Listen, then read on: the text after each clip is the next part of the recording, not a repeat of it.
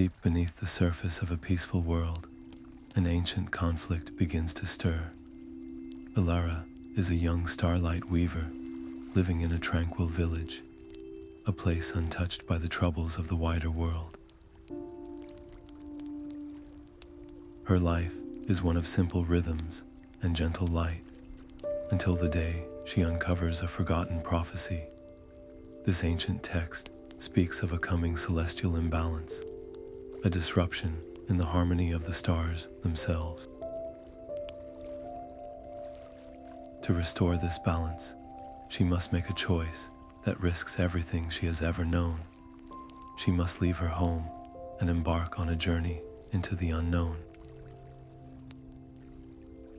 By the end of our time together, you will have discovered a complete and soothing story of how one small act of courage can heal a fractured world. Where are you listening from right now, and what is the local time where you are? I always find it wonderful to picture everyone gathered in their own cozy corners of the world. The first whispers of a slumbering war are beginning to echo, a conflict that was thought to be over for ages. What does it truly take to mend a broken peace? The morning air was crisp and carried the scent of dew on the grass as Ilara fastened her grandmother's locket around her neck. Its gentle warmth pulsed against her skin, a quiet promise in the pale dawn light. With one last look at her sleeping village, she stepped beyond the familiar garden gate. Her heart felt like a heavy stone, pulled in two directions by love for her home and the pull of a great responsibility. Whispers followed her, not of accusation, but of a deep, shared concern.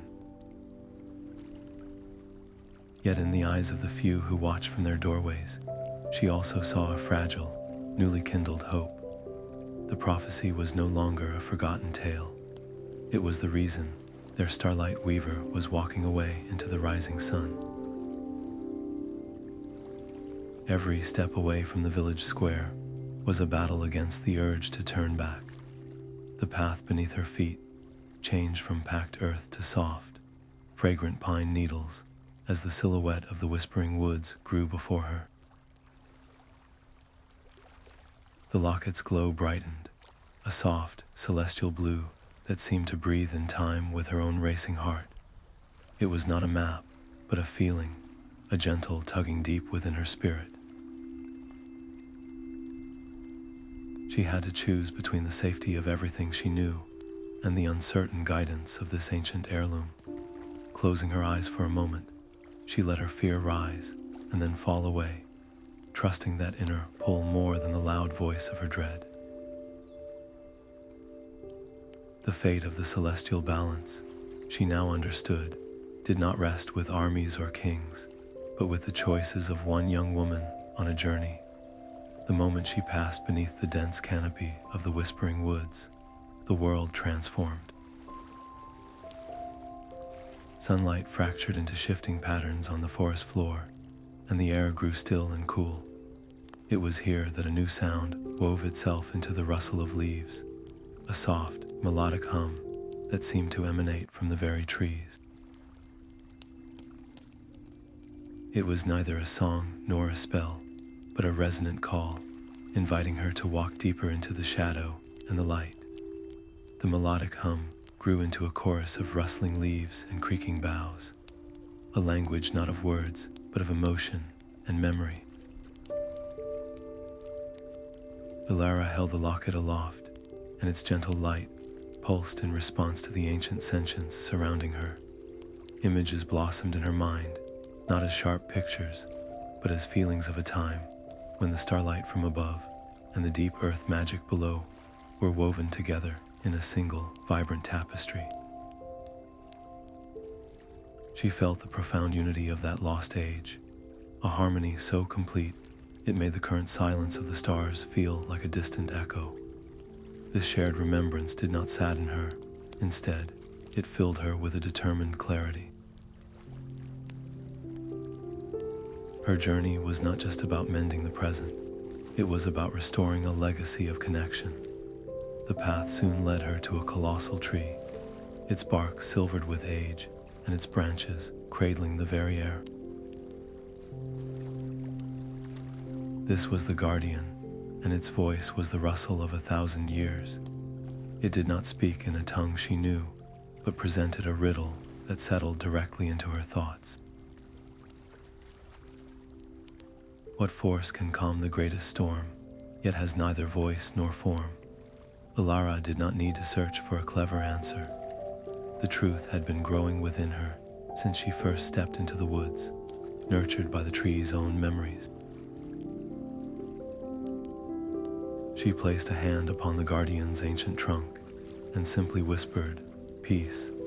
It is the quiet that follows conflict, the understanding that bridges division." It has no shape, yet it can reshape the world. A profound stillness followed her words. The forest itself seemed to be holding its breath. Then, with a soft, chime-like sound, a single leaf detached from the guardian's highest branch. It did not flutter down, but drifted gently into Ilara's open palm, transforming as it fell into a crystalline form that captured the forest's deepest greens and the locket's soft blue light within its delicate structure. This was no simple token. The guardian's voice rustled once more. It holds a resonance of pure harmony, a small echo of the age you remember. It can soothe places where the natural balance has been wounded. Your path now leads beyond my roots, to the mountains of echoing silence. There, an old ally, one who remembers the old ways, slumbers. Take this light to them.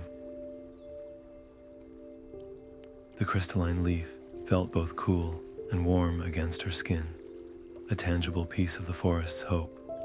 As the whispering woods thinned behind her, the stark, majestic peaks of the mountains rose against the horizon, a new and silent challenge waiting beneath the twilight sky. The mountains of echoing silence loomed above, their peaks lost in a veil of mist. Each step upward was a test of endurance, the thin air sharp in her lungs, and the crystalline leaf, a comforting weight in her palm.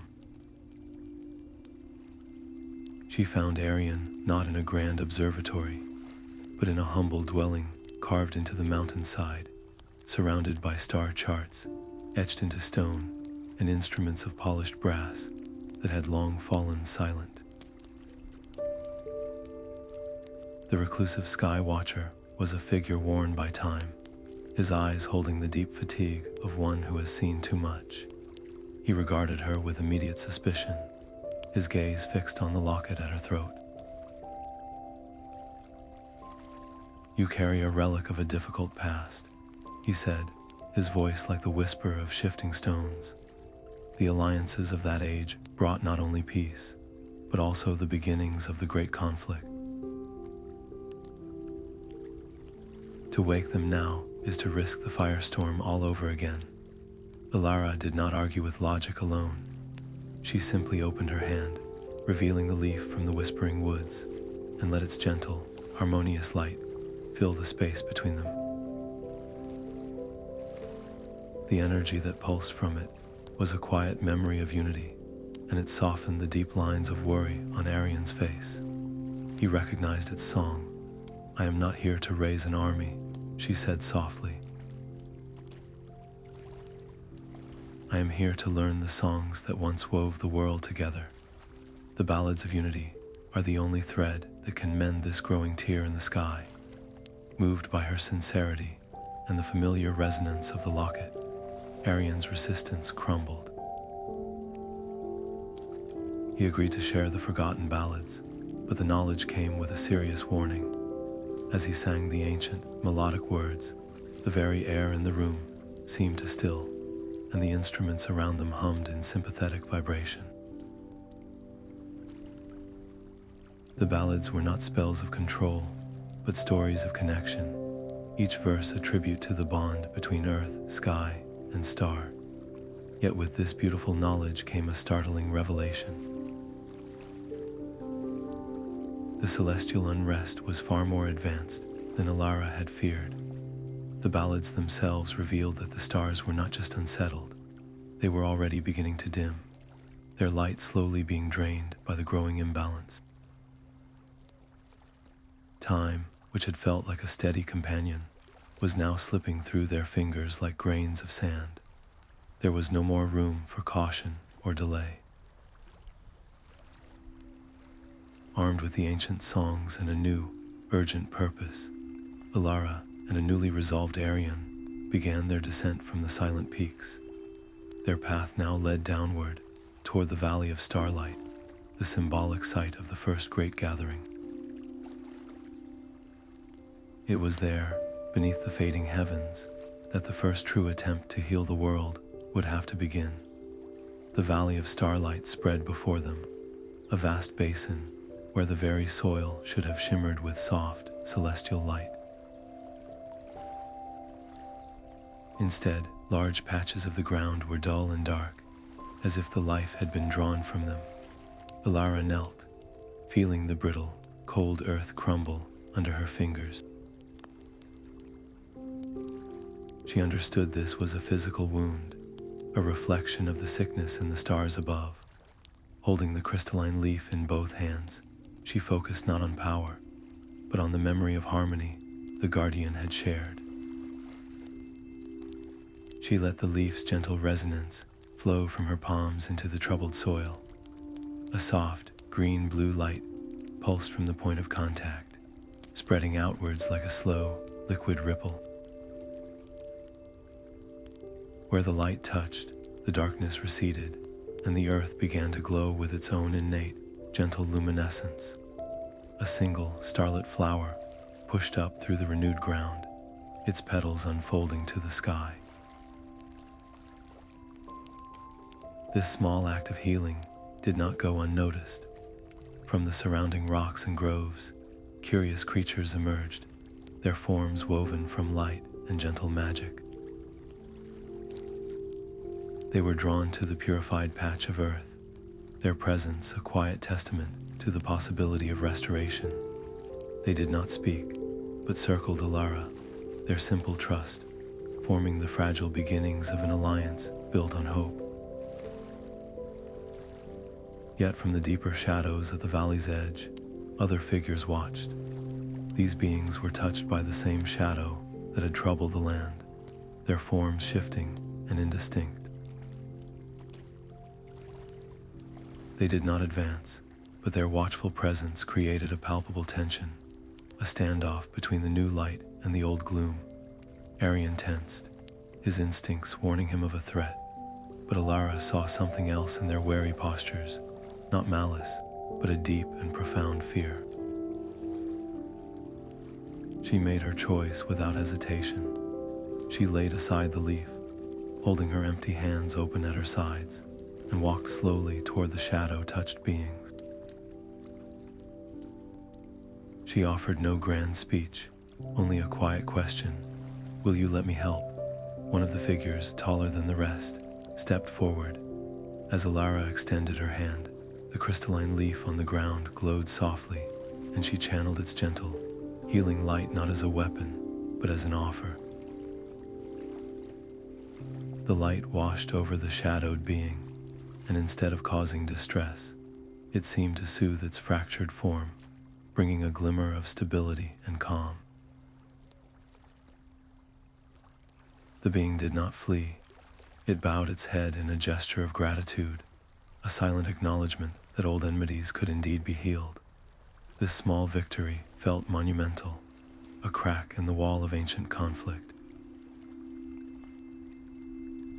But just as this new bond settled into place, a violent tremor shook the valley, rattling the very stones under their feet. The ground itself seemed to groan in protest, and from the deepest part of the basin, a wave of pure dissonance washed over them. The source of the imbalance was no longer sleeping, it was awake. The very ground seemed to cry out in a voice of grinding stone and fractured energy. Arian pointed toward a fissure that had not been there moments before. a narrow opening in the valley wall from which a soft, rhythmic light pulsed, like a fading heartbeat. The path led them into the crystal caves.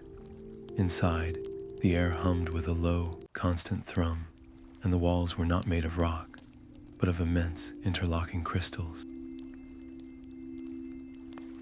Each one glowed with its own captured light, and as Alara passed, they shimmered with echoes of the past.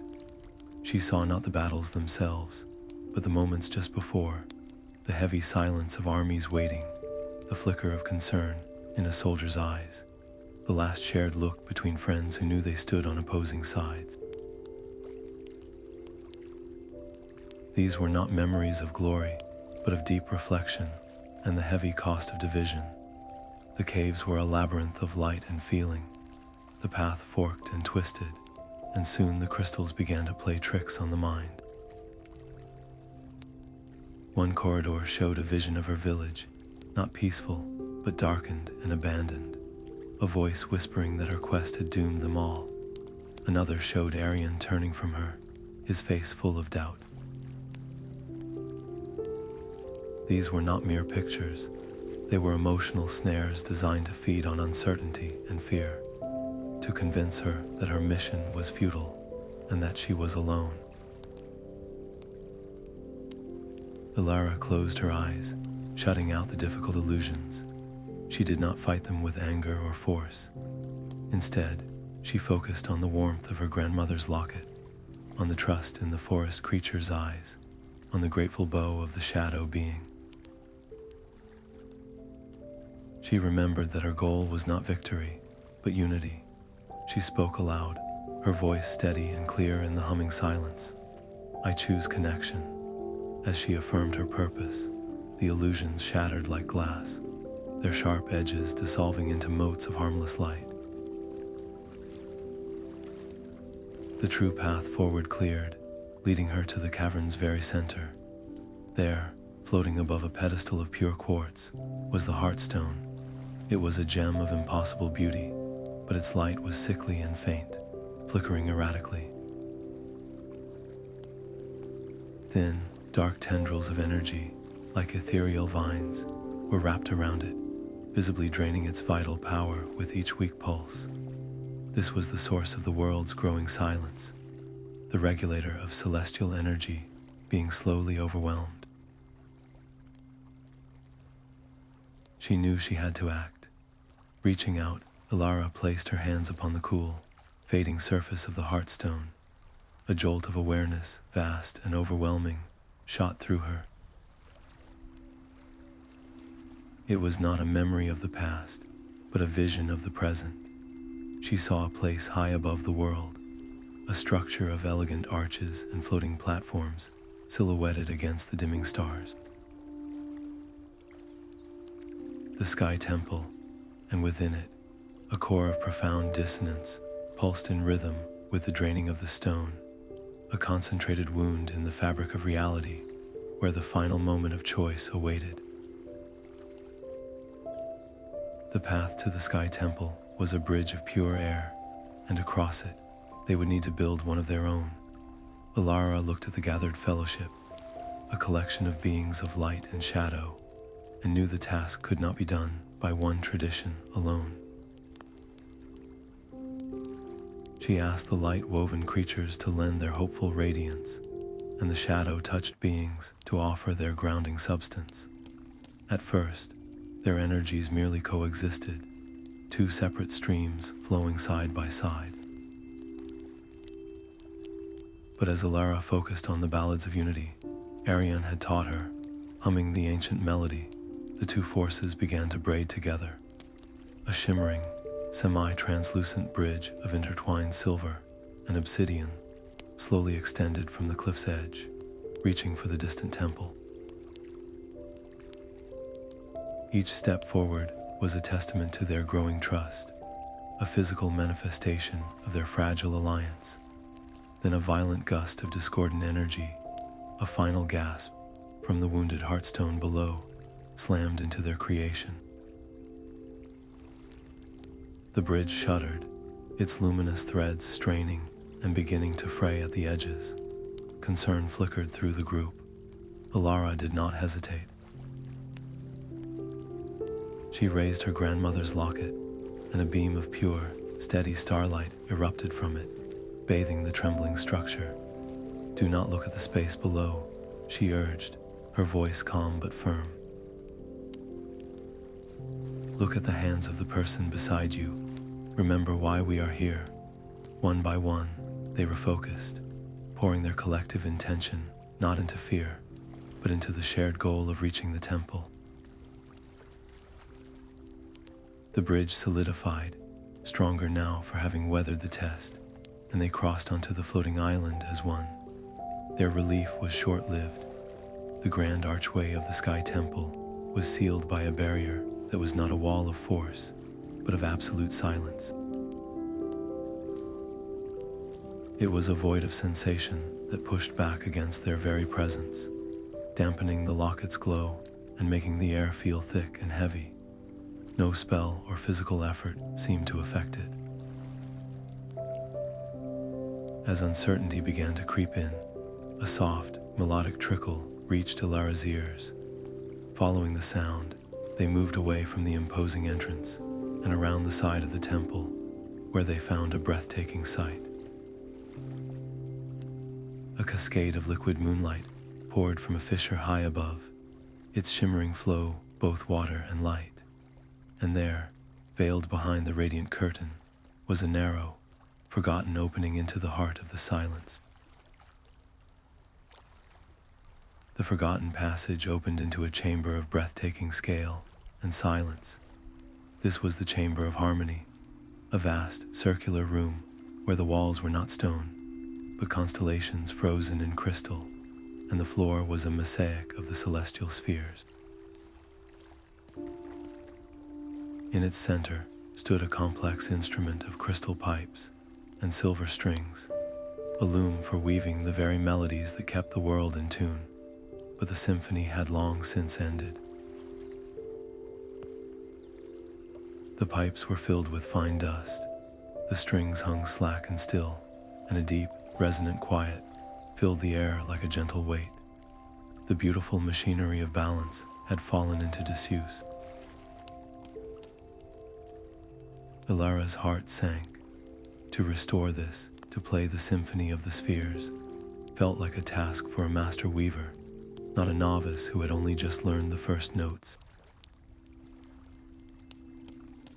The sheer complexity of the silent instrument threatened to overwhelm her, but then she remembered Arian's ballads, the simple, powerful songs of connection.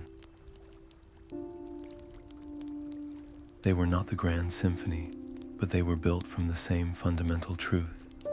She looked at her gathered allies, at their varied forms of light and shadow, and understood.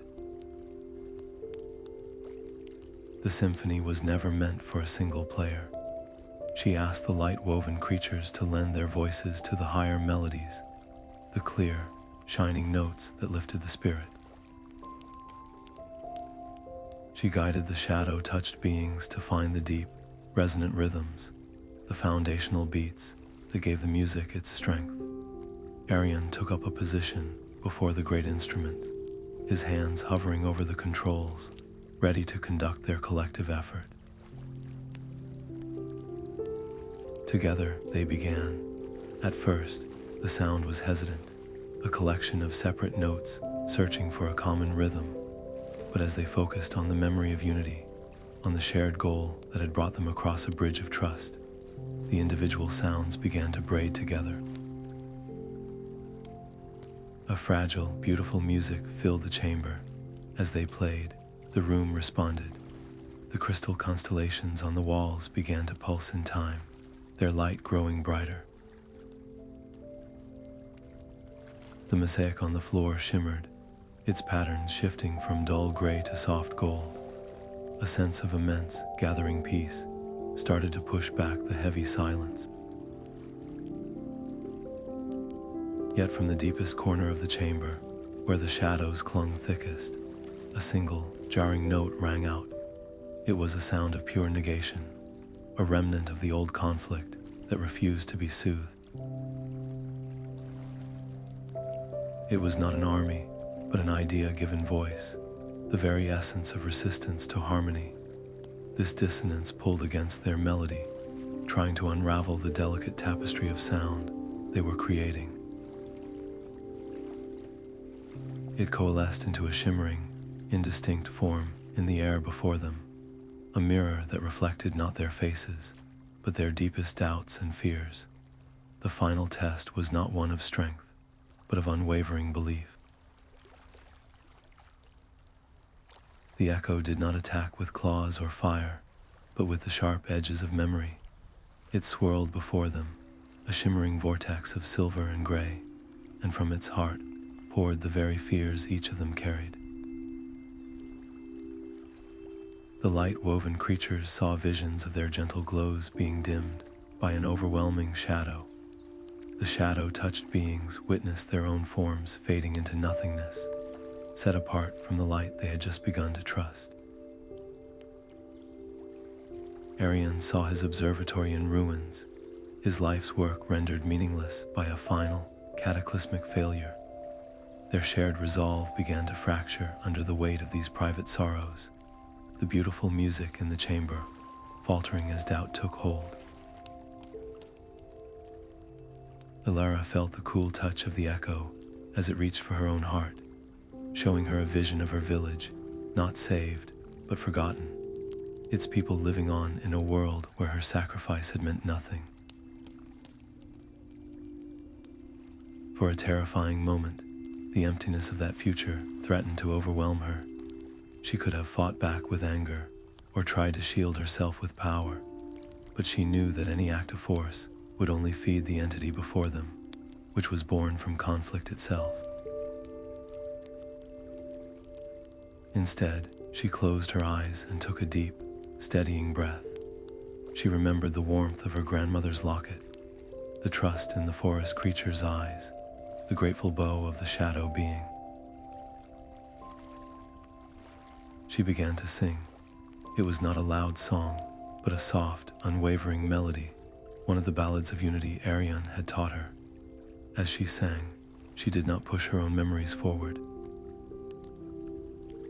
Instead, she focused on the bonds they had all forged together. She projected the image of the shimmering bridge they had built from trust. The moment the shadow-touched being had accepted her help, the sight of their varied energies braiding together to create something entirely new and beautiful. She offered the echo not a battle, but a gift, a tapestry woven from their shared hopes. One by one, her allies heard her song and saw the visions she projected. They turned away from their personal nightmares and latched onto these shared moments of connection. The light-woven creatures added their voices to the melody, their fear transforming into a chorus of renewed hope. The shadow-touched beings found a deep, resonant rhythm in the memory of their own healing, their forms stabilizing not through isolation, but through inclusion. Their collective positive energy, a force the echo could not comprehend or consume, washed over the manifestation of strife.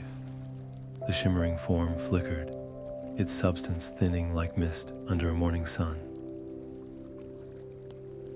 It let out a final, silent wail of confusion and then dissipated, leaving behind only a profound and peaceful quiet. But the victory was immediately unsettling. As the echo faded, the chamber of harmony trembled gently, the crystal constellations on the walls pulsing with new light. It was not a collapse, but a recalibration, as if a great weight had been lifted from the temple's heart. Through the now clear crystal of the ceiling, the sky became visible. The dim stars were still there, but their light was no longer being drained. Instead, their attention, and the gaze of everyone in the room, was drawn to a single, brilliant point of light, moving swiftly across the heavens. It was the great Comet, a celestial wanderer, celebrated in the oldest ballads as a timeless beacon of peace and new beginnings, but its path was wrong. It was cutting a solitary, discordant line through the constellations, a silent, speeding reminder that one final piece of the puzzle was still out of alignment. The comet's path was a bright, jagged line across the night sky. Alara understood instantly that this was not a sign of hope, but the source of the final, critical dissonance. Its chaotic trajectory was pulling the newly restored harmony out of tune. To mend it, they could not use force, only a gentle, guiding touch. She held the Heartstone aloft, its renewed light pulsing in her palm, and directed its energy toward the great instrument in the chamber's center. She asked her allies to join her, to pour their collective magic into the stone, to become a single, focused lens aiming for the heavens. A brilliant beam of unified energy, woven from starlight and shadow, earth magic and sky song, shot upward from the temple, a thin, precise thread of intention, reaching for the wandering comet. The strain was immediate and immense. Holding the connection felt like trying to hold back a river with her bare hands. The light-woven creatures flickered, their forms growing faint as they poured their essence into the effort. The shadow-touched beings groaned, their substance straining under the colossal weight of celestial momentum. One of them stumbled, its connection faltering, and the beam wavered dangerously. Alara saw the concern in their eyes, the real and profound cost of this endeavor. Without a second thought, she made a choice. She reached into the flow of energy and pulled more of the burden onto herself, drawing the taxing current away from her faltering friends and into her own spirit. It was like inviting a storm inside. Her body trembled with the effort, every part of her being feeling the immense pressure.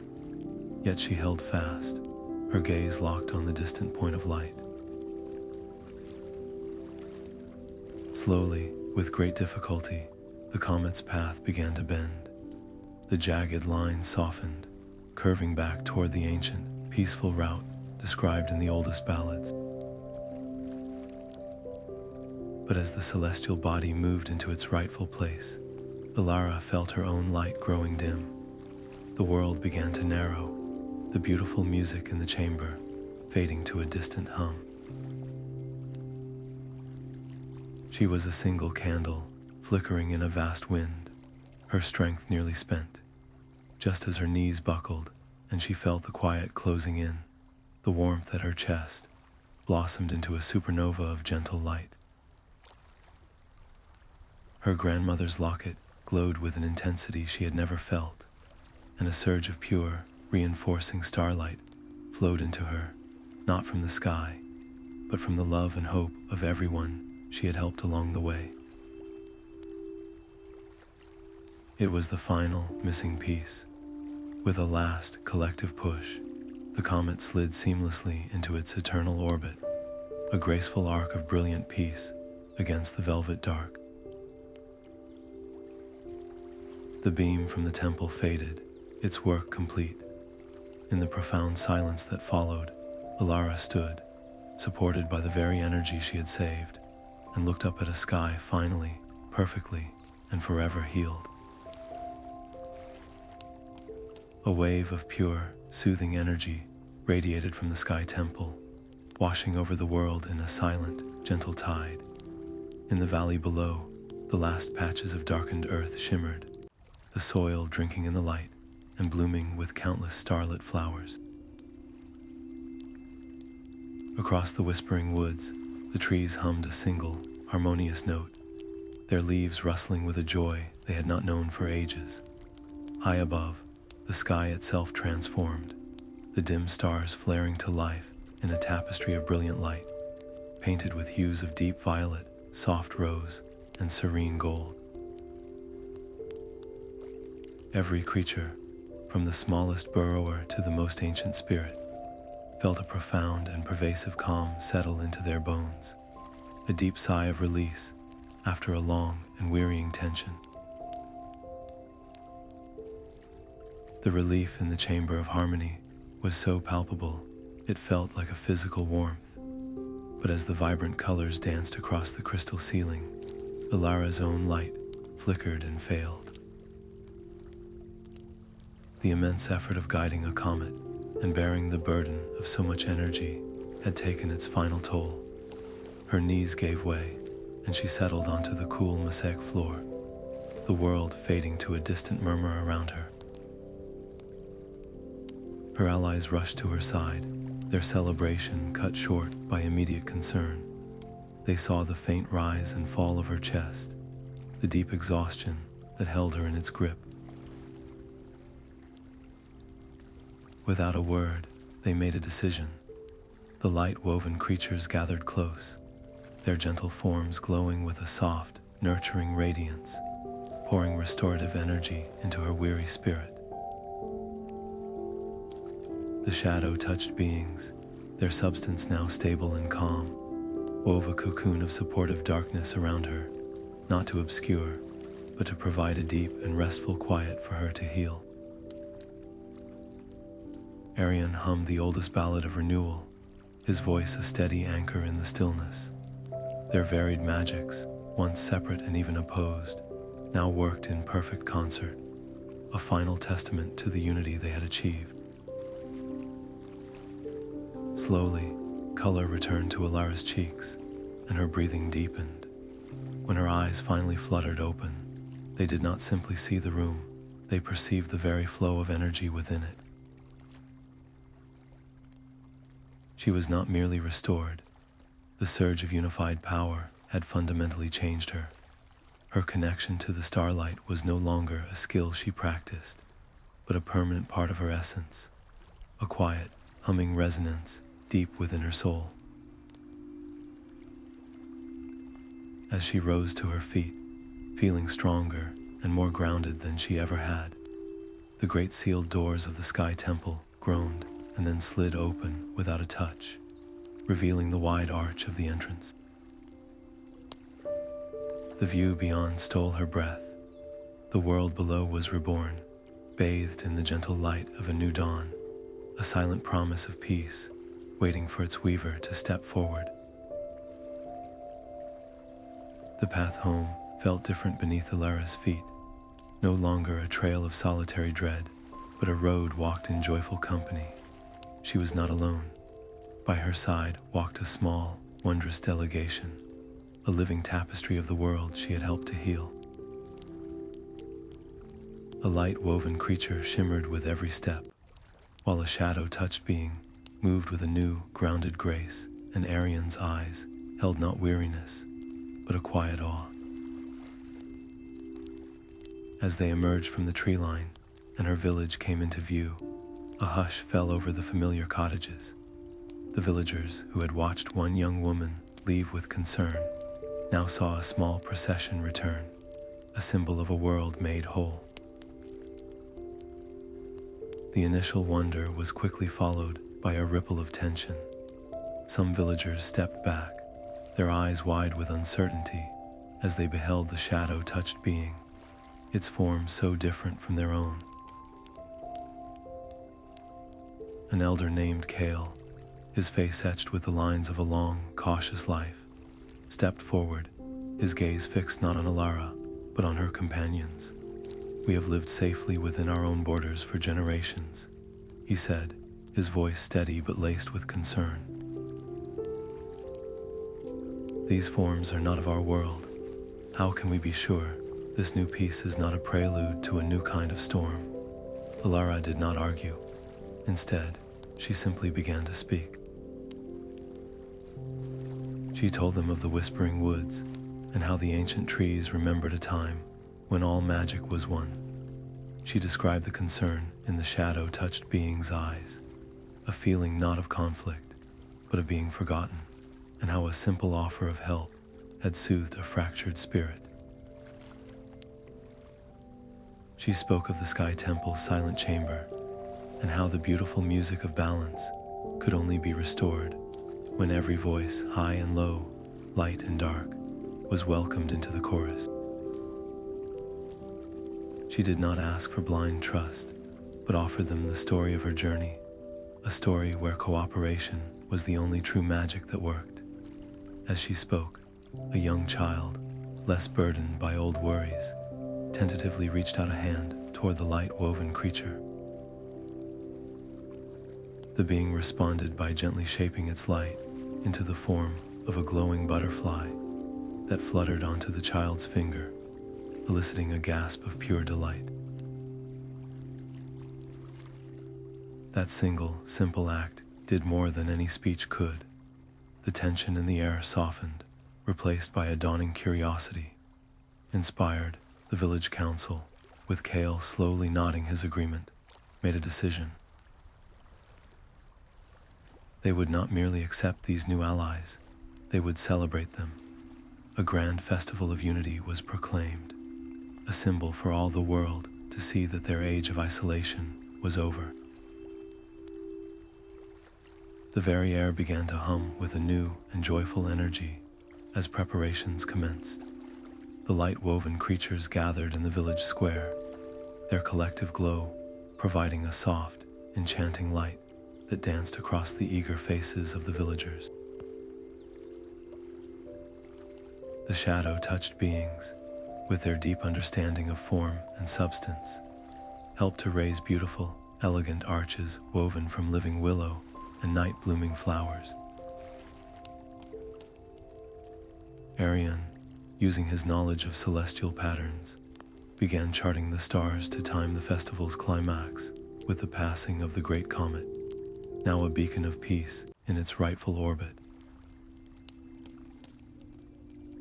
Everyone, from the youngest villager to the most ancient of the new allies, found a way to contribute, their unique skills and magics intertwining to create something none of them could have built alone. The evening of the festival arrived, and the village square was transformed under a sky brilliantly alive with starlight. The air itself seemed to shimmer, filled with the aroma of shared foods and the sound of a new kind of music, a melody woven from the high, clear notes of light magic and the deep, resonant hum of shadow. Laughter echoed where once there might have been silence, as villagers and their new allies created displays of intertwined energy, crafting sculptures of living light and supportive darkness that danced together in the night. This was more than a celebration. It was the living proof of their hard-won peace, a tangible experience that was mending generations of isolation. Old prejudices did not vanish in a flash, but they were being steadily replaced by a genuine, growing curiosity, as a young villager tentatively showed a shadow being how to shape bread dough, and in return was shown how to cool a drink with a gentle touch of dark energy. The bonds formed in the Chamber of Harmony were being cemented here, in the simple, human acts of sharing a meal and a story. Then, in a moment of pure, playful joy, a group of light-woven creatures decided to put on a display, leaping into the air and bursting into a shower of harmless, sparkling confetti.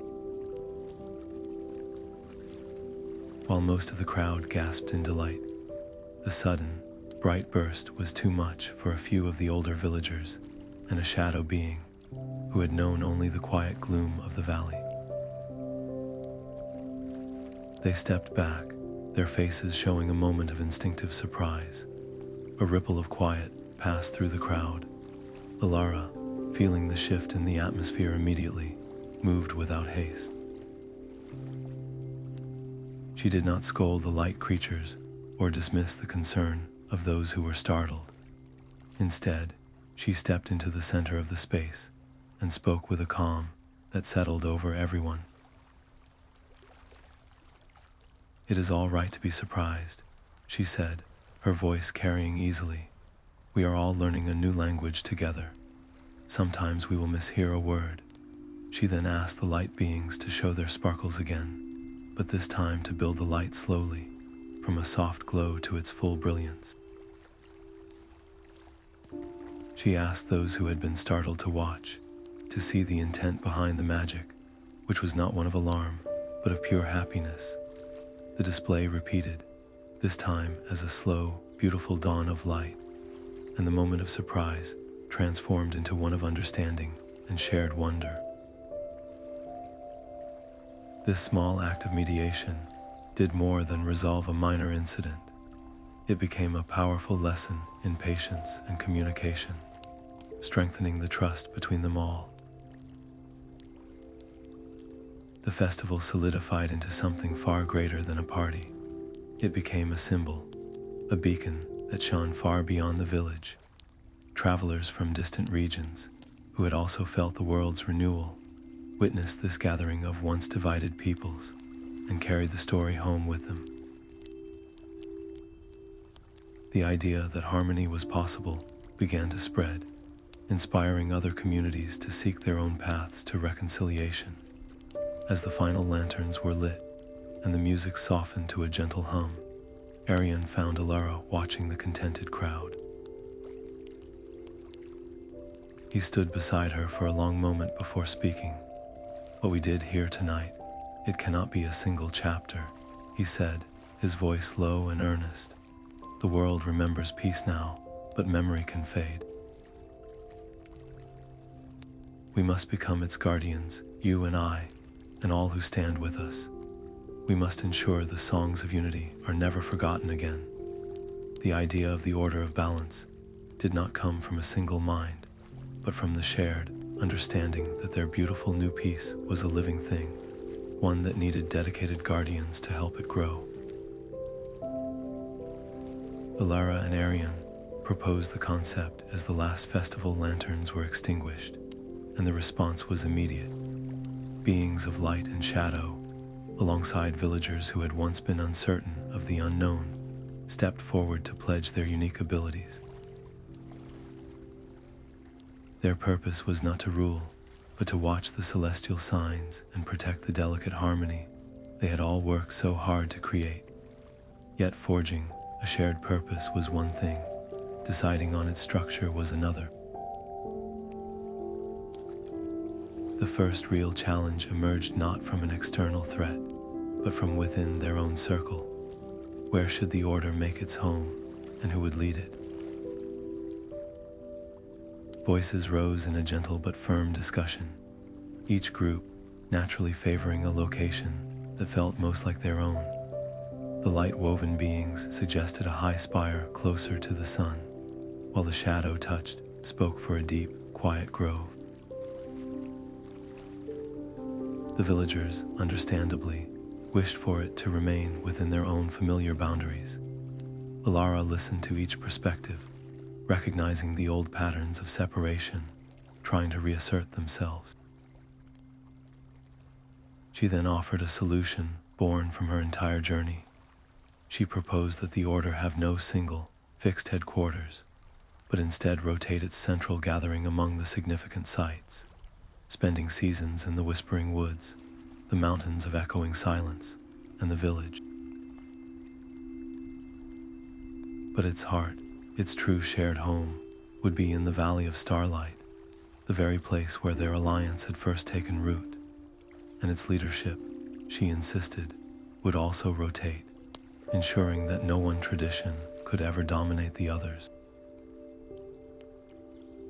It was a system built entirely on trust and shared responsibility. After a moment of thoughtful silence, the proposal was accepted, a profound compromise that honored every history while forging a new one. The weight of this decision settled around Alara like a gentle but unyielding cloak. Her simple life as a village starlight weaver was now transformed. She had become a permanent weaver of peace, a guardian tied to this order for the rest of her days. One evening, as the first structures of the shared home began to rise in the valley, she found a quiet moment alone beneath the brilliantly clear sky. The great comet traced its peaceful arc above, a constant reminder of what their unity had achieved. She thought of the uncertain young woman who had left her village, guided only by a warm locket and a long-forgotten prophecy. Every choice, every moment of doubt she had faced, had led here, to this new beginning that was also a lifelong commitment. The path ahead was no longer a solitary one, but woven into the very fabric of a world, learning to sing in harmony once more. The cool grass was a soft cushion beneath her as Alara sat in the renewed Valley of Starlight, her gaze lifted to the brilliant tapestry above. The comet's gentle arc was a familiar comfort now, a silver thread in the cloth of the night. She thought of the quiet village she had left behind, a place that now felt both incredibly distant and intimately close. Her hands, which once knew only the simple rhythm of weaving light for festivals, now carried the invisible weight of a promise made to the world itself. A quiet question surfaced in the stillness, one without an easy answer. Was she, who had stumbled and doubted at every turn, truly the one to help guide this fragile, new piece into the future? The responsibility felt immense, a mantle she was not sure she was strong enough to wear. But then she remembered the feel of Arian's steadying hand, the trusting eyes of the forest creatures, the grateful silence of the shadow being. She had not healed the world alone. Her strength had never been about personal power, but about her capacity to connect, to listen, and to trust in the bonds they had forged together. A deep sense of calm settled over her as she made a quiet vow to herself to always lead from that place of unity. As if in answer, the starlight woven into her very being pulsed with a soft, warm rhythm, a constant and comforting presence within her chest. From across the valley, the gentle, harmonious singing of the new order of balance drifted on the night breeze, a lullaby of shared purpose that slowly eased her into a deep and peaceful rest. Sleep that night was a deep and silent ocean, and Alara drifted into its quiet depths. It was there that a new presence found her, a being woven from the shimmering substance of starlight and shadow, its form as gentle as a sigh. "I am a dream weaver," it murmured, its voice the soft rustle of turning pages in a forgotten book. "We watch over the realm where hopes take shape and worries find release." It extended a hand that was not quite solid, and the dream around them shifted. Alara saw her own village, not as it was now, but generations into the future. Children with eyes full of wonder were learning the old ballads of unity, their small hands braiding strands of light and gentle shadow into beautiful, intricate patterns. Her story had become a lesson, her journey a foundation upon which a more harmonious world was being built. The sight filled her with a profound and quiet joy. Yet the vision shifted again, showing her not grand struggles, but small, everyday moments of friction. She saw a difference of opinion over the use of a shared garden between villagers and their shadow-touched allies, and a moment of confusion between a light-woven being and a sky watcher over the meaning of a celestial sign. These were not threats of division, but tests of patience and communication, the natural growing pains of a world learning a new way of being. A thread of concern wove itself through her peace. "Do not fear these moments," the dream weaver whispered. "A peace that is never tested is a fragile, untried thing. It is in navigating these small challenges that trust is truly forged, stronger and more resilient than before." Alara understood. She saw that her role was not to prevent every disagreement, but to guide the order through them with wisdom and a steady heart. She accepted this not as a burden, but as the next, natural step in their shared growth.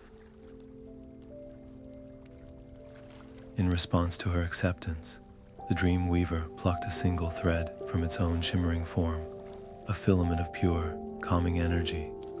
With a graceful motion, it wove the thread into a simple, elegant dream catcher, its center holding a tiny, captured star. "This is a tool for soothing," it said, offering the gift. "It cannot stop challenges from arising, but it can calm the troubled thoughts and restless dreams that so often fuel larger conflicts. Use it to protect the quiet of the mind, for a peaceful heart is the first step toward a peaceful world." As the dream began to fade, Alara felt the cool, smooth rim of the dream catcher against her palm. She woke in her bed, the first light of dawn painting her room in soft hues, and found the delicate object resting in her hand, its tiny star pulsing with a gentle, rhythmic light. It was not a tool for a coming struggle, but an instrument for nurturing the peace they had already won. Holding it, she felt a renewed sense of purpose settle deep within her. The day's duties awaited, and she rose to meet them, ready to weave patience and understanding into every moment. The first reports arrived with the morning mist, carried by anxious forest scouts, whose usual melodic hum had been reduced to a faint, worried whisper. A strange, silent fog was creeping into the edges of the whispering woods, a wall of gray that seemed to swallow both magic and sound. Within its embrace, the vibrant colors of the flora dulled, and the comforting resonance of the trees faded into an unnerving quiet. While no creature was harmed, a palpable confusion spread among them, a mild fear born from the sudden absence of the forest's familiar song. The newly formed order of balance faced its first true test, not of strength, but of delicate response. Their purpose was to protect harmony, and that meant investigating this phenomenon without letting concern blossom into full-blown panic among the villages. Alara knew that a large, armed force marching into the woods would only feed the anxiety. Instead, she chose a small, diverse team, a mirror of their alliance, a light-woven being to sense any shifts in the magical fields, a shadow-touched being to feel for changes in the physical substance of the air, and a calm-hearted villager to document everything with a clear, unbiased perspective. Stepping into the fog felt like walking into a world of thick, sound-absorbing cloth. The usual rustle of leaves underfoot was gone, their own voices muted after traveling only a few feet. The light-woven companion flickered uncertainly, its glow struggling to pierce the oppressive gray. Yet as they moved deeper, relying on touch and their shared resolve, Alara noticed something crucial. The fog was not malicious. It did not feel cold or hostile, but deeply disoriented and lost, like a gentle creature separated from its herd. It was the shadow-touched being who finally understood, placing a hand against the trunk of a great oak and feeling the subtle, confused vibration within. "This is not an attack," it murmured, its voice a soft rumble in the stillness. "It is a consequence. The recent celestial recalibration shifted the world's fundamental energies, and this fog is a natural, magical pressure release, like a sigh from the earth itself. It has gathered here, in this sacred wood, because the magic is so dense. It means no harm, but if left unchecked, it could stagnate and cause the forest's song to falter for a long time." The solution was not to fight it, but to guide it, to offer it a gentle path back into the balanced flow of the world. Remembering the ballads of Unity, Alara began to hum, not a powerful spell, but a simple, welcoming melody. Her light-woven companion added a soft, visual counterpoint, its glow pulsing in time with the tune, creating a beacon in the gloom.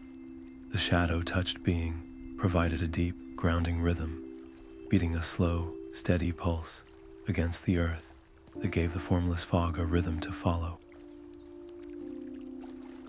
Together, they wove a tapestry of sound and light, a compassionate invitation. Slowly, almost hesitantly at first, the fog began to respond. It thinned around their melody, the gray veil pulling back like a retreating tide.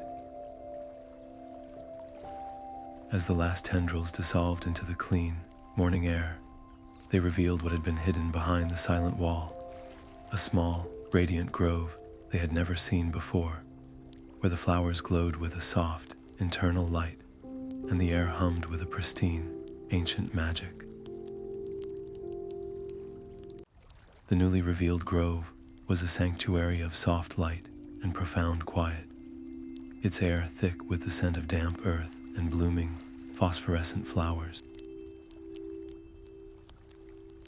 At its heart stood a circle of ancient, smooth stones, each one taller than a person, and each inscribed with flowing, intricate symbols that seemed to shift in the gentle glow. They were not merely markers, they were story keepers, holding the forgotten tales of the very first age. The light woven being reached out, its form flickering with a mixture of reverence and confusion. These carvings speak of a time before the war, it hummed, a time of pure creation. The shadow-touched being ran a hand over the cool, textured surface, its touch sensitive to the deep history held within the stone. But the language is fractured, it murmured. It is as if three different tongues were used to write a single story. This was the first immediate challenge. The villagers recognized some symbols as the root forms of their own starlight weaving patterns. The light beings saw the script as a visual map of celestial energy. The shadow-touched interpreted the markings as a tactile record of the earth's deep resonance. Alone, each culture could only decipher a fraction of the message, and their initial attempts led to conflicting interpretations. A mild tension grew in the sacred space, a quiet frustration born from the inability to grasp a vital truth. Ilara watched the struggle, understanding that the stones themselves were a test of their new alliance. She did not demand a single translator. Instead, she gently suggested they form a scholar's circle right there in the grove. "Let us share what we each see," she said, her voice calm in the hushed air. "The whole story is here, but it is waiting for all of our eyes to read it together." Progress was slow and required immense patience. A villager would point to a symbol they knew meant harmony, while a light being would counter that in this specific celestial alignment, it implied a temporary truce. The shadow touched would then add that the depth of the carving suggested the truce was built on a foundation of shared hardship. It was a meticulous, often contentious process of building consensus, word by precious word. Yet the reward for their persistence was immeasurable. The first tale they fully deciphered spoke not of a glorious battle, but of a simple misunderstanding that spiraled into the Great War. It described how the first starlight weavers, sky watchers, and earth spirits, in their youthful enthusiasm for their own unique magics, began to drift apart. They stopped sharing their discoveries, and in that growing silence, fear and suspicion took root. The story was a poignant lesson, revealing that the conflict was not born from ill intent, but from a slow erosion of communication and a forgotten commitment to balance. Understanding these origins, Ilara realized, was the key to preventing history from repeating itself. This knowledge was a shield for their future. As the final symbols of the first tale settled into meaning, the inscription ended with a tantalizing clue, a mention of a hidden library, a repository where all the knowledge of that first age was gathered for safekeeping, waiting to be found once more.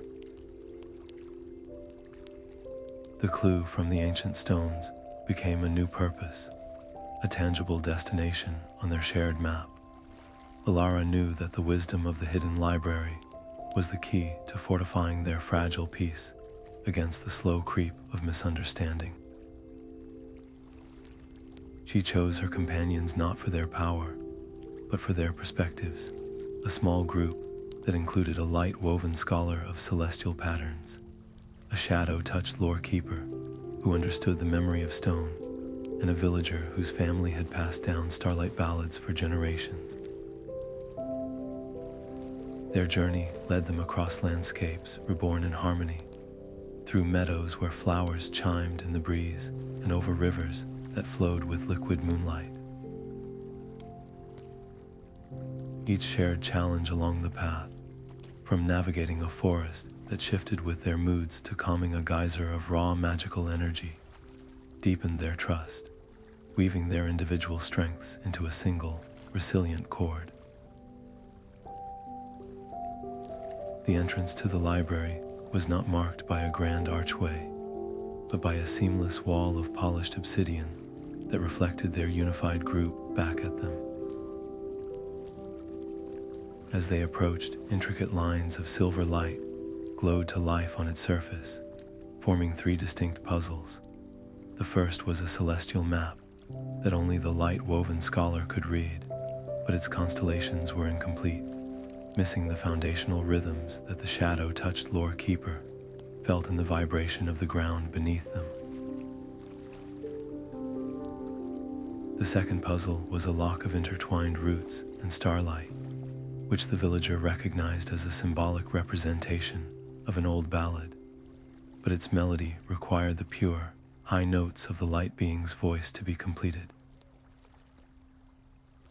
Each challenge was designed so that no single skill could unlock it, encouraging them to rely on one another completely. With quiet confidence, they combined their sight, their sound, and their feeling, solving each riddle not as separate individuals, but as different hands of the same body. When the final symbol glowed, the obsidian wall dissolved into mist, revealing a simple door of aged wood. There was no handle, only a single, large crystal sat at its center. A final instruction echoed in their minds, not in words, but as a shared understanding. The door would open only to a chord of perfect harmony, a sound that could not be made by one voice alone. They looked at one another, a silent agreement passing between them. The villager began the foundational melody of the oldest Unity ballad, the light woven being layered a descant of brilliant, clear notes over it, and the shadow-touched lore keeper provided a deep, resonant hum that gave the music weight and soul. Their three voices braided together into a single, beautiful chord that resonated through the cavern. In response, the crystal on the door flared with a soft, white light, and with a gentle sigh, the door swung inward, inviting them into the silence of ages. The air inside the library was still and cool, smelling of old parchment and clean, polished wood. Endless shelves stretched into a soft gloom, each one holding books that glowed with their own gentle inner light, pulsing in a slow, quiet rhythm. It was not a tomb of forgotten facts, but a living archive, a heart that beat with the collected memory of the world. As Alara and her companions walked deeper into the vast space, the shelves themselves seemed to shift and rearrange, not to confuse them, but to respond to the unspoken questions in their hearts. A book bound in silver leaf would drift from its place to hover before the light-woven scholar, while a heavy tome with a cover of polished stone would settle into the hands of the shadow-touched lore keeper. The library was not a passive collection. It was a conscious guide, eager to share its wisdom with those who sought understanding. Yet the sheer scale of it was dizzying. Countless volumes held stories of pacts made and broken, of alliances forged and friendships lost. To try and read them all would take 1,000 lifetimes, a task so immense it threatened to paralyze them before they even began. They had to choose a single thread to follow in this vast tapestry of time. Alara closed her eyes, feeling the gentle hum of the library around her. Her purpose was clear, not to relive every past conflict, but to learn how to protect their fragile future. "We must find the texts that speak of sustaining unity," she said, her voice a soft echo in the hallowed quiet. "Show us how other ages prevented the slow creep of discord." As if in direct answer, 3 books slid from a high shelf and floated down to rest on a reading stand of living crystal. The texts within did not speak of grand battles or magical weapons. Instead, they detailed the small, everyday practices of reconciliation, the art of patient listening, and the importance of shared celebrations that honored every tradition. Then they found it, a single scroll of woven light that unrolled to reveal a prophecy. It spoke of their current era, naming it the Long Peace, a time of harmony that could span generations. But the words carried a serious weight, for this peace was described not as a permanent state, but as a living garden that required constant, gentle tending. It would be defined not by the absence of challenge, but by how its guardians chose to respond to the small tests that would inevitably arise. The peace would belong only if they nurtured it with every decision, every day. The responsibility settled over them, a solemn and profound duty. When the time came to leave, the library did not let them go empty-handed. The central reading stand shimmered, and from its crystalline surface, a single luminous seed rose into the air, coming to rest in Alara's palm. It felt both incredibly ancient and full of new life, warm and humming with potential. A silent understanding passed from the library to her mind. This seed would only sprout when planted in a place of true and lasting harmony, where it would grow into a great tree, its leaves holding the condensed knowledge of the ages for all to share. The luminous seed felt like a captured heartbeat in Alara's palm as they returned to the Valley of Starlight. They chose a place where the soil was already healed, a nexus where the gentle glow of the renewed earth met the cool, deep resonance of the ancient ground. As she pressed the seed into the soil, it did not simply sprout, it unfolded, the ground itself breathing in a silent sigh of release. A sapling of shimmering silver bark surged upward, its branches reaching for the stars while its roots delved deep, weaving a network of soft light through the dark earth. Within moments, a full-grown tree stood before them, its leaves shimmering with captured starlight, and its trunk humming with the planet's own quiet song. This was the Tree of Knowledge, a living archive whose very presence was a testament to what they had achieved together. Its rapid, miraculous growth sent a visible pulse of energy across the valley, a wave of soft light that rippled through the air and could be felt for miles. Such a profound event could not go unnoticed. Soon, travelers and emissaries from distant, isolated communities began to arrive at the valley's edge. They came with a hesitant curiosity, their postures wary as they observed the impossible tree and the mixed fellowship guarding it. Some saw it as a beacon of hope, while others viewed it with a deep-seated suspicion, a symbol of change that challenged their long-held traditions of solitude. Whispers of concern traveled through the growing crowd, questions about who truly controlled this new power and what its purpose might be. Alara saw the uncertainty in their eyes, and understood the moment required more than simple reassurance. Standing before the tree, with its leaves rustling a melody of ancient stories, she made a declaration to all who had gathered.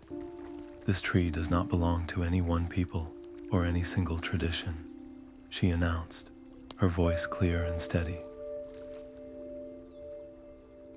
It is a sanctuary, a place for any being who seeks knowledge or wishes to find common ground. No one will be turned away. Her words were not a command, but an open invitation, transforming the tree from a potential object of conflict into a shared resource for the entire world. This act solidified the tree as the ultimate symbol of their unity, but it also raised the stakes immensely.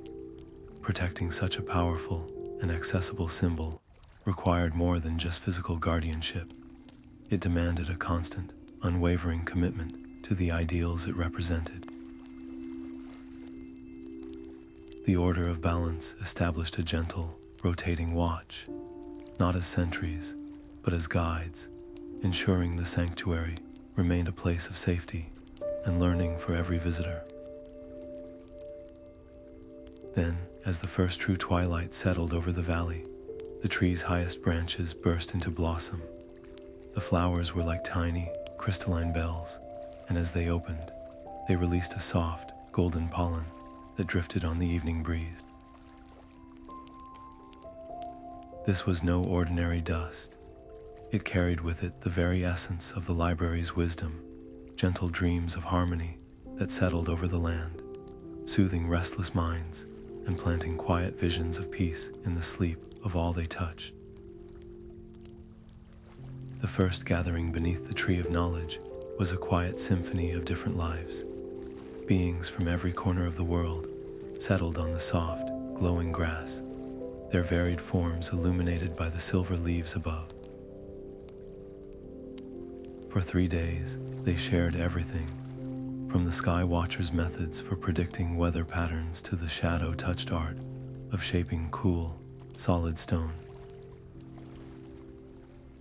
A villager taught a light-woven being how to bake honey bread, while in return, learning how to weave simple charms of comfort from dawn light.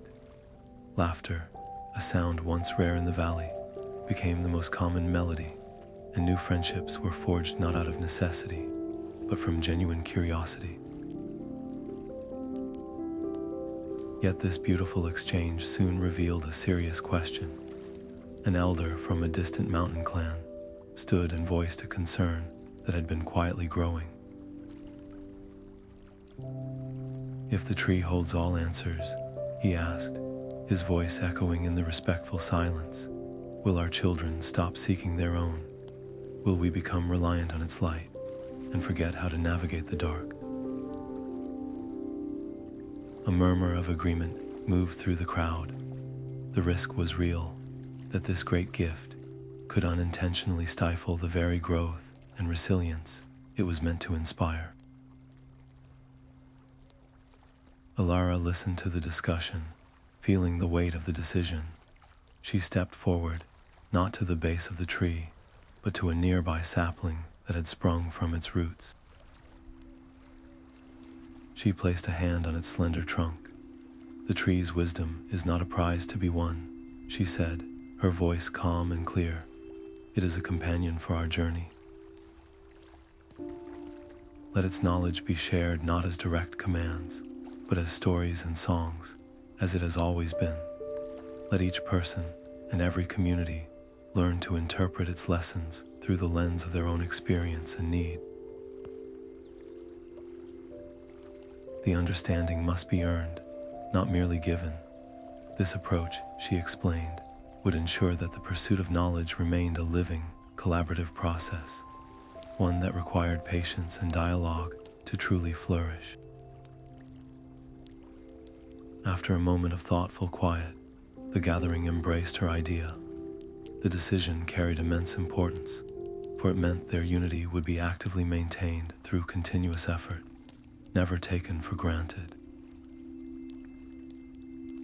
It was a choice to value the journey of learning as much as the knowledge itself, As the gathering came to a gentle end, and the last shared stories were told, a soft, misting rain began to fall.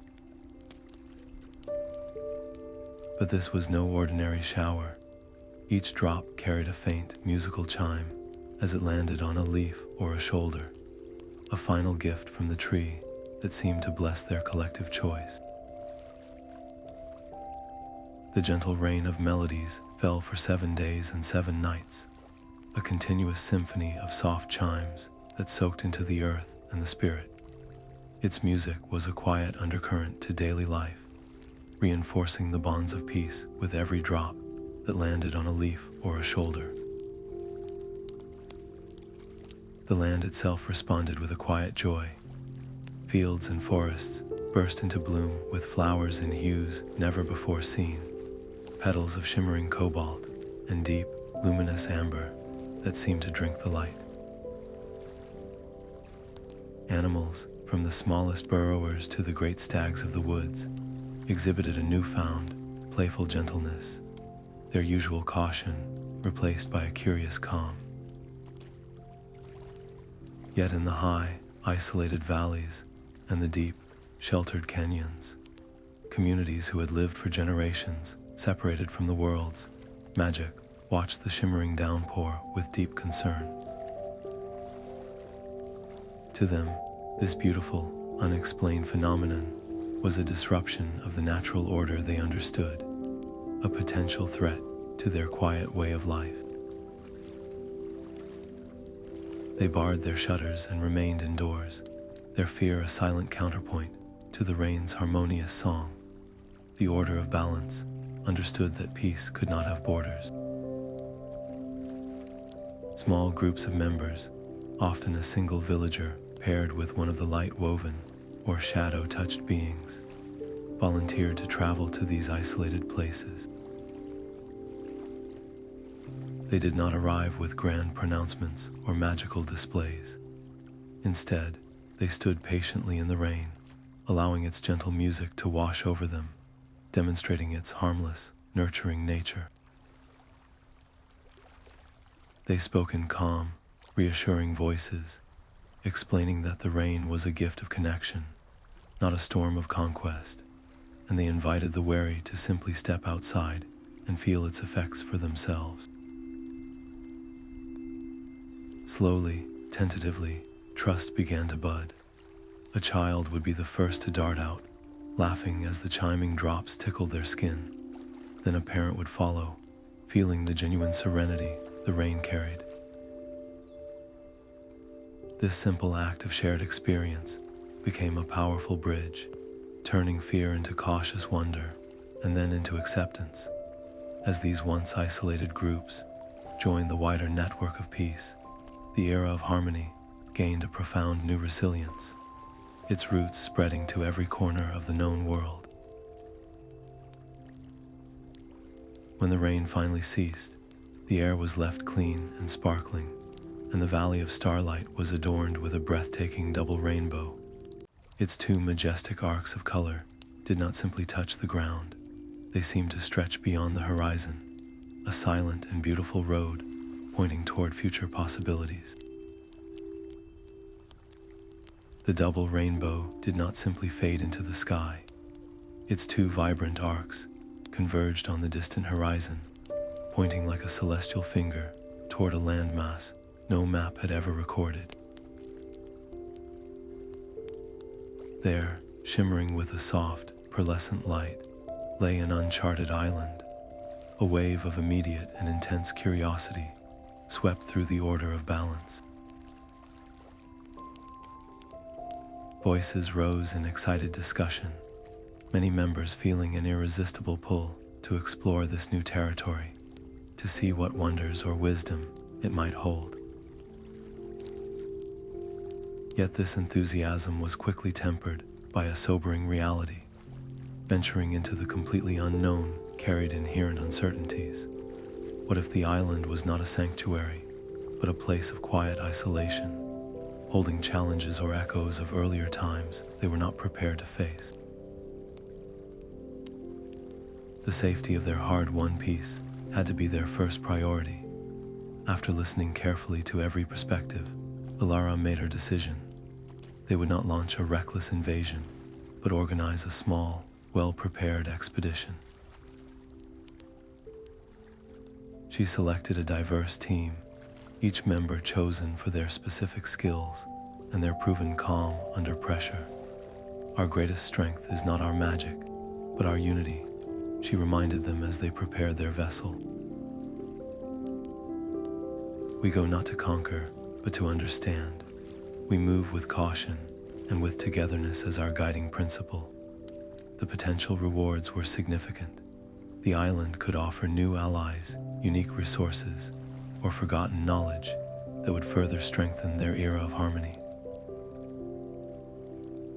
Yet the quiet concern remained that it might also test that harmony in ways they could not yet imagine. On a morning when the sea was as calm as glass, their ship set sail. It was a beautiful craft, its sails woven from starlight, and its hull strengthened by shadow-touched enchantments. They were guided by the gentle light of the evening stars and escorted by pods of friendly sea creatures whose melodic songs echoed the ballads of unity, a comforting chorus for the journey into the vast, blue unknown. The journey across the sea felt like crossing into another world, a place where the water itself seemed to hold its breath. The Isle of Serenity rose from the mist, not as a jagged peak, but as a gentle, green hump of land, its shores embraced by calm, turquoise waters and soft, white sand. There were no shouts of greeting, no visible guards. Instead, a profound and welcoming quiet settled over the expedition as they stepped onto the beach.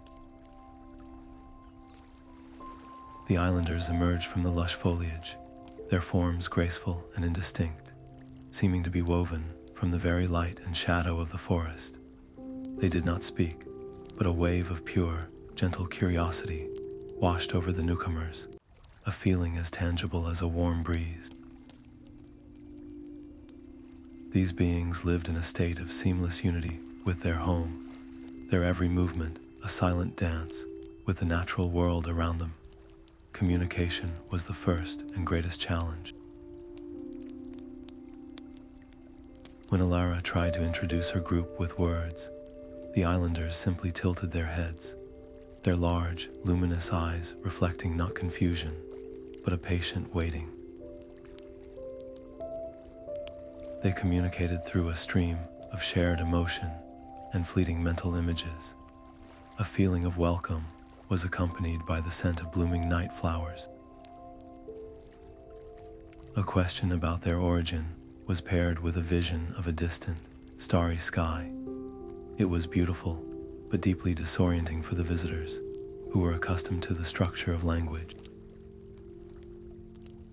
The initial attempts felt like trying to catch smoke with their bare hands, leading to moments of mild frustration on both sides. How could they possibly build trust without a single shared word? Ilara made the conscious choice to stop trying to speak. She closed her eyes, took a deep breath, and let her own mental walls soften. She focused on projecting a simple feeling of gratitude for their safe arrival, picturing their sturdy ship and the friendly sea creatures that had guided them. She then envisioned the tree of knowledge back in the valley, its silver leaves shimmering, and poured all her feelings of hope for connection into that image. One of the islanders, a being who seemed to be an elder, stepped forward. In response, it projected a wave of profound understanding and approval, along with a vivid sensory memory of the island's own central tree, a massive banyan whose roots were said to touch the heart of the world. A true bridge had been formed, not of wood or stone, but of mutual intent and shared feeling. This breakthrough revealed the islanders' true nature. They were masters of inner peace, their society built on principles of deep meditation and emotional balance that allowed them to maintain this perfect harmony. They had been watching the world for a long, long time, feeling the distant echoes of its conflicts and its recent, fragile peace. The elder conveyed a stunning revelation. They had been waiting for a sign, a specific resonance of unified purpose, before they would ever consider sharing their wisdom. The arrival of this diverse group, their minds and hearts braided together in a common goal, was the sign they had been anticipating for centuries. As a final gesture of friendship and a first lesson, the islanders gathered around the visitors as the twin moons rose. They did not sing aloud, but a complex, soothing melody began to form in the minds of everyone present. It was a song of pure calm, a sequence of notes that seemed to gently untangle knotted thoughts and soothe anxious hearts. The islanders taught them this melody not as a spell to be cast, but as a tool to be carried within, a quiet anchor in any future storm. The melody was a quiet anchor in the mind, a sequence of notes that seemed to untangle worry before it could take root. Back in the Valley of Starlight, the Order of Balance began to practice this gift from the Isle of Serenity. They discovered its power was not in volume, but in resonance. When two villagers disagreed over the boundaries of a new garden, a light woven being simply hummed the melody. The tense air softened, not into forced agreement, but into a space where patient listening became possible.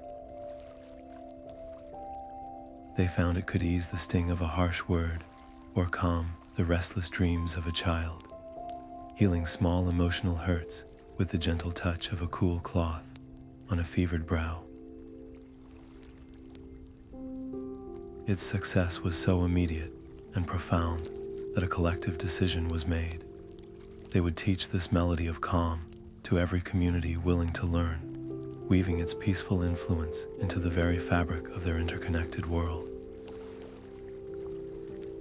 Yet any tool, no matter how gentle, can be turned to a different purpose. A few individuals, more accustomed to old ways of influence, saw the melody not as a bridge, but as a lever. One villager tried to hum it during a trade discussion, hoping to lull the other party into a less favorable deal. A shadow-touched being attempted to use its rhythm to quiet the valid concerns of their peers rather than address them.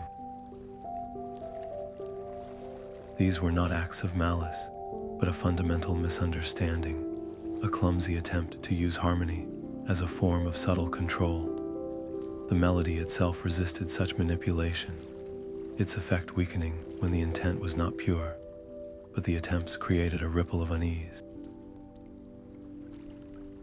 Could this gift of peace become a tool of quiet persuasion?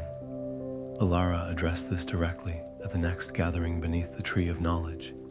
She did not scold the individuals, but instead invited everyone to feel the difference. She asked one member to hum the melody with the intent to persuade, and the group felt how the notes fell flat, failing to resonate. Then she asked them to hum it with a genuine desire for mutual understanding. The air itself seemed to sigh in relief, the familiar, profound calm settling over them all. This melody is not a key to another person's mind, she explained. It is a mirror for your own heart. Its purpose is to clear the static of our own emotions so we can truly hear one another. It fosters connection, not compliance. This lesson became as important as the melody itself, ensuring its power would be rooted in respect. With this wisdom, the melody became a cornerstone of daily life and formal conflict resolution. It was taught in village squares and forest clearings, not as a secret technique, but as a shared resource for maintaining balance. Its responsible use, however, was the true key. The melody could create the conditions for peace, but it was still up to the people to choose it, to do the difficult work of compromise and forgiveness. This new tool made their task feel more achievable, a steadying force for the long guardianship ahead. The Order, armed with both an ancient ballad and a newfound inner calm, felt a quiet confidence that they could nurture this hard-won peace for generations to come. The idea for the annual Unity celebration grew from a simple desire to honor their journey. That first gathering beneath the newly blossomed tree of knowledge was a quiet, heartfelt affair. They shared the story of the Great War's conclusion, not as a tale of victory, but as a lesson in the heavy price of division and the gentle strength found in reconciliation. It felt so essential, so deeply needed, that they decided to make it a tradition, a yearly anchor for their shared peace. Yet organizing the second celebration immediately revealed a beautiful complexity. Everyone had a different opinion. The light-woven beings envisioned a brilliant spectacle of synchronized auroras, while the villagers favored heartfelt ballads sung in a grand chorus. The shadow touch suggested a solemn, beautiful display of sculpted darkness that told the story of their own healing. The sheer number of voices and visions threatened to turn the planning into a cacophony rather than a symphony. Ilara watched the passionate discussions, recognizing that the very act of planning was a test of their unity. She knew that imposing a single vision would betray everything they stood for. Instead, she proposed a new structure, a rotating council with representatives from every major tradition and community. This council would not have a permanent leader, but a facilitator whose role changed each year, ensuring that every culture had a genuine voice in shaping the event. It was a system built on the principle that the celebration itself must be a living example of the cooperation it honored. This decision transformed the celebration from a simple festival into a dynamic, evolving beacon. Each year brought new stories, songs, and magical displays, as different cultures took their turn guiding the event's spirit. One year featured intricate dances from the mountain clans, their steps echoing the patterns of the constellations. Another year, the shadow touch wove a breathtaking tapestry of silent, moving shadows that depicted the moment, the first shadow being accepted Ilara's help. The celebration grew in scale and beauty, becoming a powerful reminder of what they had achieved together, a radiant symbol that hope could be not just found, but built anew each year. As the 5th annual Unity celebration reached its climax, the night sky bloomed with fireworks of a kind never before seen, great blossoms of intertwined silver light and deep violet shadow that danced in perfect harmony. Watching the faces of the crowd, young and old, light and shadow, lit by that shared, joyful light, Ilara felt a profound and quiet accomplishment settle deep within her. Years flowed into decades, and the young woman who had once walked alone into the whispering woods was now a revered elder, her hair silvered like the bark of the tree of knowledge. Ilara's work shifted from weaving starlight to weaving wisdom as she began to train the next generation of guardians. Her students were a vibrant testament to the world they had built, a circle that included villagers, sky watchers, light-woven beings, and shadow-touched lore keepers, each bringing their own unique magic and perspective to the lessons.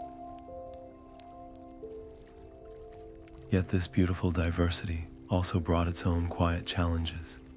Some students, especially those who had grown up hearing the epic tales of the Great Comet and the Sky Temple, carried a heavy weight of expectation.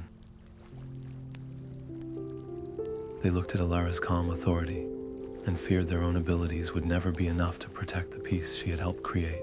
One young villager named Kalen voiced the shared anxiety, his voice barely a whisper in the tranquil classroom.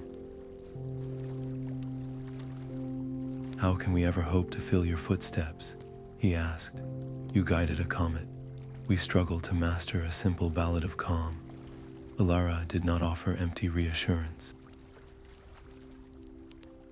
Instead, she sat among them, her hands resting in her lap, and shared the memories she rarely spoke of. She told them of the uncertain moment in the crystal caves, when illusions of doubt had nearly overcome her. She confessed the deep solitude she felt on the mountain path, and the many times she had thought about turning back. "My greatest strength was not my power," she explained softly, "but my willingness to be afraid and to keep walking anyway." It was in trying, and sometimes faltering, that I learned how to truly listen and to trust in others. This honest sharing transformed their understanding. The goal was not perfection, but persistent, patient effort. Her teachings, rooted in this humble truth, became the bedrock of the Order's future, ensuring its core ideals of empathy and cooperation would endure long after her time of active leadership had passed. One evening, as she finished telling the story of the first fragile alliance in the Valley of Starlight, a gentle warmth bloomed against her chest. Her grandmother's locket, resting over her heart, pulsed with a soft, golden light, a silent and profound approval from the past, blessing the path she was preparing for the future. The long peace settled over the world like a soft blanket, a quiet era where the order of balance served as gentle guides rather than rulers. They moved among the communities not as enforcers, but as listeners, helping to mediate a disagreement over water rights between two villages, or clarifying a cultural misunderstanding between the Light Woven and Mountain clans. These small frictions were no longer sparks for a larger fire, but opportunities to practice the art of reconciliation, reinforcing the shared values that now bound everyone together. In this atmosphere of sustained trust, creativity blossomed in ways once thought impossible. Architects learned to weave living trees into beautiful, singing structures that provided both shelter and soothing music. Healers combined starlight, herbal lore, and the shadow-touched understanding of physical form to mend injuries with astonishing gentleness and speed. New magics emerged, focused entirely on nurturing growth and fostering communication, transforming the very landscape into a testament to cooperative creation. The Order itself continued to adapt, its members always choosing patient dialogue over command and seeking to include every perspective in their decisions. This unwavering commitment to understanding became the bedrock of their society, making the sustained peace feel not like a fragile truce, but a durable, new normal. As centuries turned, the world, cradled by this hard-won harmony and under the constant, gentle watch of the stars, drifted into a deep and contented sleep, its collective heart dreaming of endless, peaceful tomorrows. The comet's path was a jagged tear across the heavens, a discordant line threatening to unravel the new harmony. Ilara stood at the center of the chamber of harmony, the Heartstone glowing fiercely in her hands. She raised it high, and a beam of unified energy erupted toward the sky, a thread of pure intention woven from starlight, shadow, and earth magic. The strain was immediate and immense, a colossal pressure that made the air itself feel thick and heavy. The light-woven beings flickered, their forms growing faint as they poured their essence into the effort. The shadow-touched beings groaned, their substance straining under the celestial weight. One of them stumbled, its connection faltering, and the entire beam wavered dangerously. Ilara saw the concern in their eyes, the real and profound cost of this endeavor. Without a second thought, she made a choice. She reached into the flow of energy and pulled more of the burden onto herself, drawing the taxing current away from her faltering friends and into her own spirit. It was like inviting a storm inside. Her body trembled with the effort, every part of her being feeling the immense pressure. Yet she held fast, her gaze locked on the distant point of light, her voice rising in the oldest ballad of unity. Slowly, with great difficulty, the comet's path began to bend. The jagged lines softened, curving back toward the ancient, peaceful route described in the oldest songs. But as the celestial body moved into its rightful place, Ilara felt her own light growing dim. The world began to narrow, the beautiful music in the chamber fading to a distant hum. She was a single candle, flickering in a vast wind, her strength nearly spent. Just as her knees buckled and she felt the quiet closing in, the warmth at her chest blossomed into a supernova of gentle light.